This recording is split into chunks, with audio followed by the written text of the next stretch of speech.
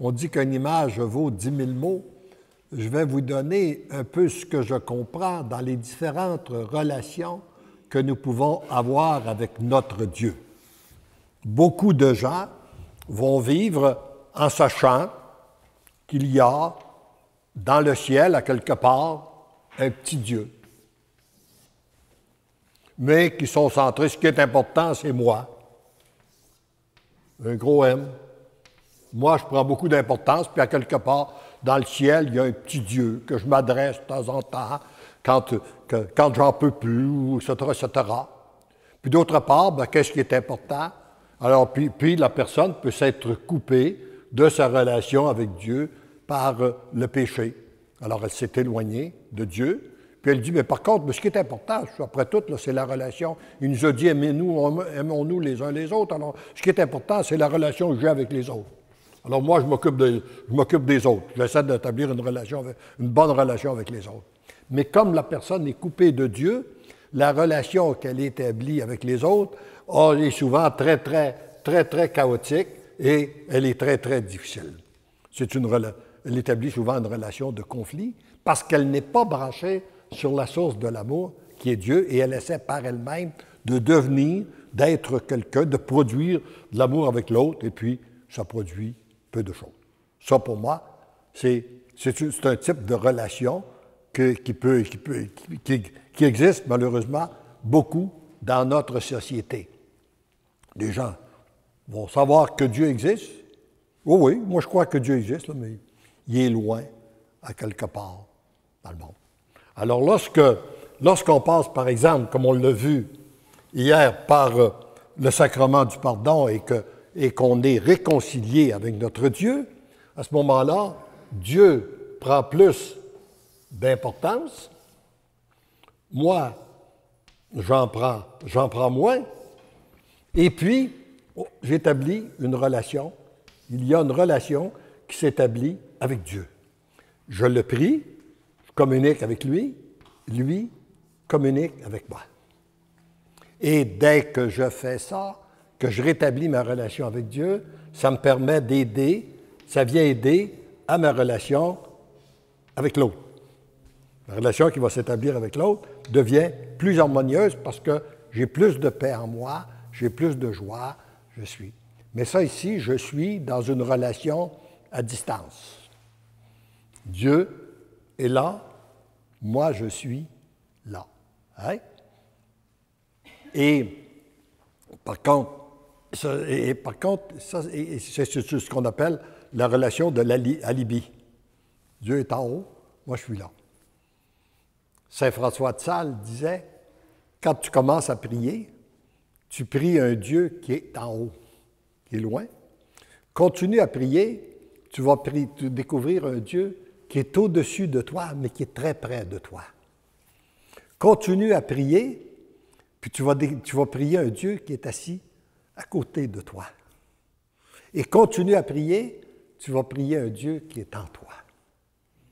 Alors, voyez-vous la différence. Mais on peut situer cette relation avec de trois manières. Alors, si je continue à prier, que je donne mon oui au Seigneur, je peux avoir une relation d'alliage.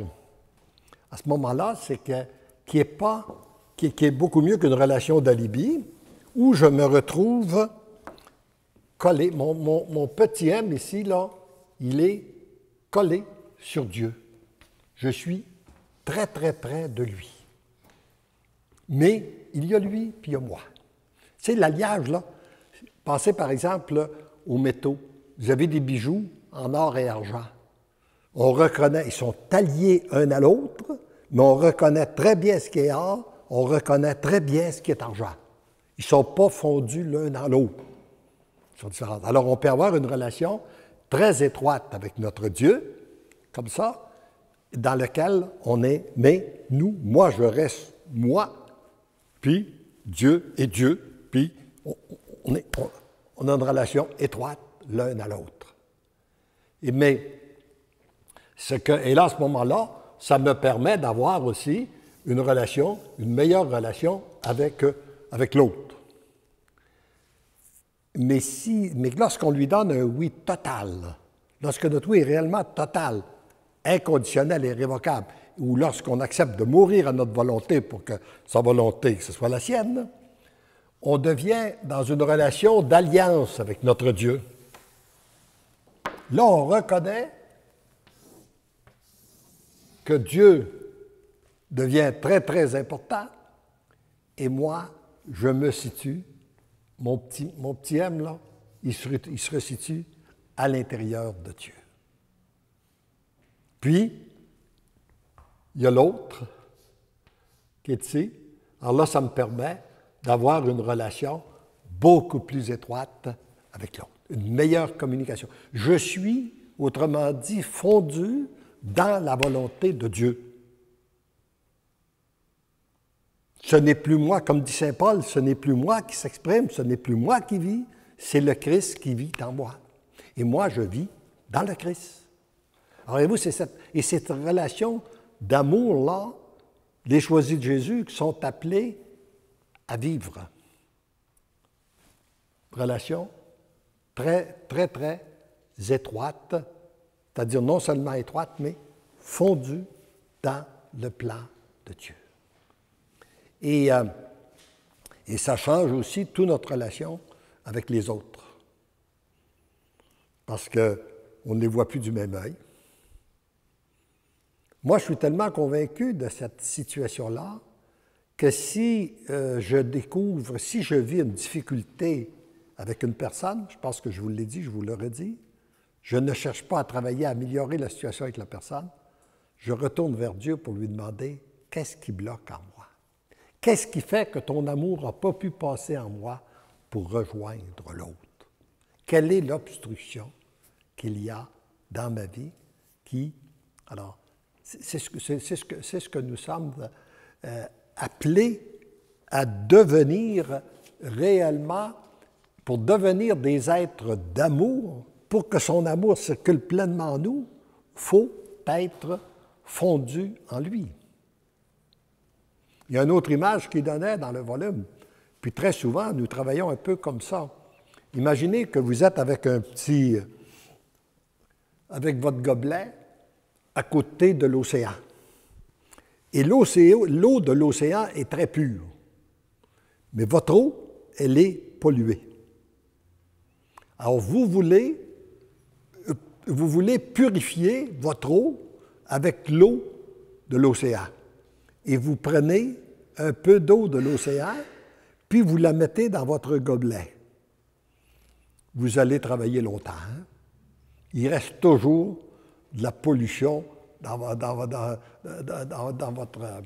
votre contenant. Et puis, tandis que si vous prenez votre gobelet et vous le versez dans l'océan, vous le jetez complètement dans l'océan et après, vous reprenez l'eau de l'océan.